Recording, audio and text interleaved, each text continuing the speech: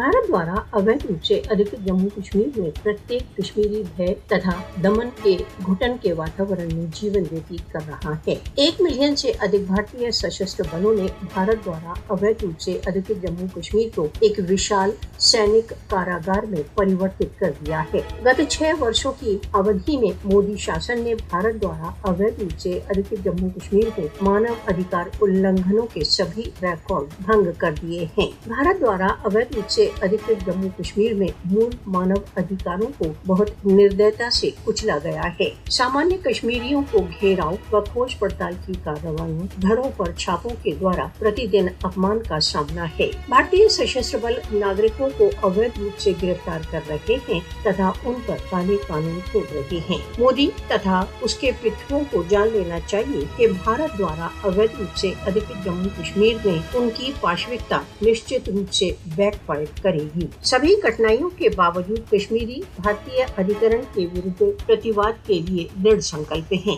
भारत द्वारा अवैध रूप से अधिकृत जम्मू कश्मीर की दमित जनता की रक्षा के लिए अंतर्राष्ट्रीय समुदाय को उठ खड़ा होना चाहिए। इस समय राष्ट्र संघ को सक्रिय होना चाहिए तथा देश से चले आ रहे कश्मीर विवाद के समाधान में अपने दायित्व को पूर्ण करना चाहिए।